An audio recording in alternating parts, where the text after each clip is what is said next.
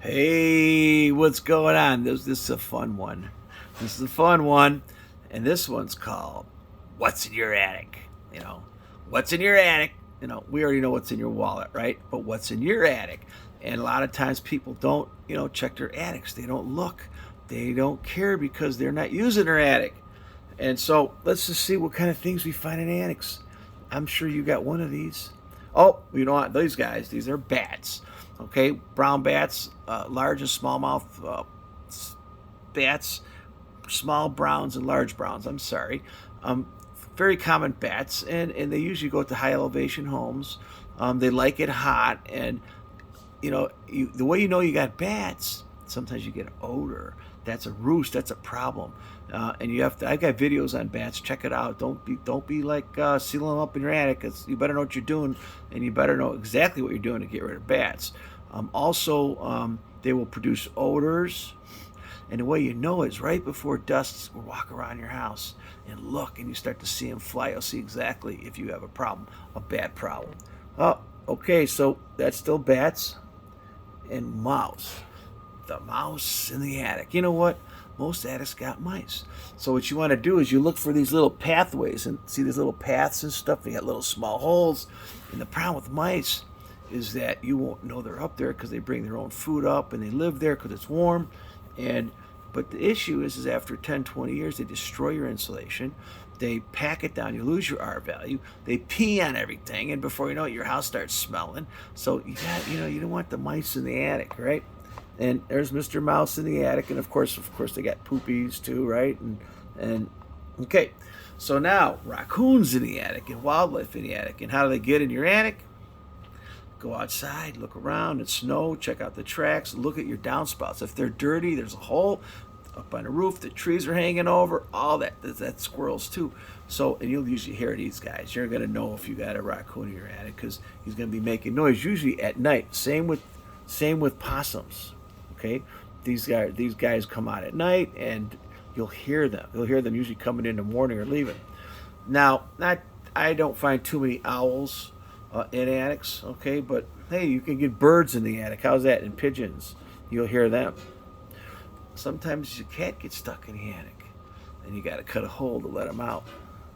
These are also things that will go into certain attic and areas, and these are the ladybugs, but they're not. They're nuisance bugs now, and some of them stink. Okay, we got wasps. They come into holes, and some wasps, wasps and bees. All right, honeybees are kind of nice. Wasps aren't. Then we got bears in the attic. Oh, bears, right? We got snakes in the attic. And this is a very interesting story. My buddy, he's down in Pennsylvania, and he's got this 30s house. It's still an outhouse out there. It's out way out there, and we stay there once in a while. It's kind of cool. But he has snakes in the attic, and what's crazy is the snakes live in the attic. They grow up on the roof, and they wrap themselves around the chimney. And they wait for birds to fly by, and they snap the birds and eat the birds out of this flying by or on the rooftops. And that's how these snakes survive. And I know I was up there, and there's all kind of, snakes will shed their skin. So there's all kind of that going on. So you could have snakes in the attic. And of course, you could have monkeys in the attic. Just joking. Okay, and this is called, sometimes you can just get the poop or the pellets or the guano, whatever you want to call this stuff, and you could look at it, and you could look it up and see what it is, because chipmunk, rat, and mole and mouse poop are different. So all four of those are different ways of handling. So what we've come out with is a card, and let's see if you can see my card here. There it is. And basically, it's a scratch and sniff card. So get your poop, line it up to my card, and scratch it and sniff it, and you can see what it smells like. Not just joking. This was a joke. Anyways, hey, so always check what you want to do is always check your attic, listen to the noises, and you go in your attic, make sure you got a mask on. You open up that door because you'll be breathing a lot of particulate. And then take that whiff, because if it smells funky, there's something going on. It's like mold. If you smell mold, see mold, you got mold, right? A lot of times you could smell wild animals up there. You could hear them.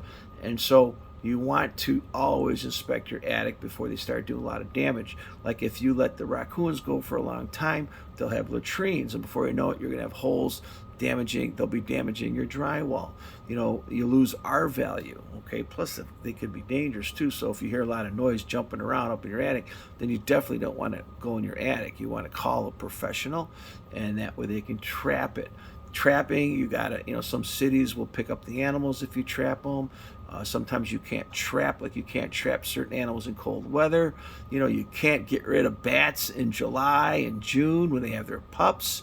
So there's a lot of rules. So, whatever's in your attic, do your homework. You don't want to get stung. You don't want to get bit. You don't want to get sick. And what if you got another big one is, and I had this once, histoplasmosis from pigeon poop I got in somebody's attic. And you know what? That's no good either. So if you got pigeons, that's a whole nother problem. So, but you got to make sure you check your attic. Hey, if you got any problems with your house, Google, call Marko with a question, Marko.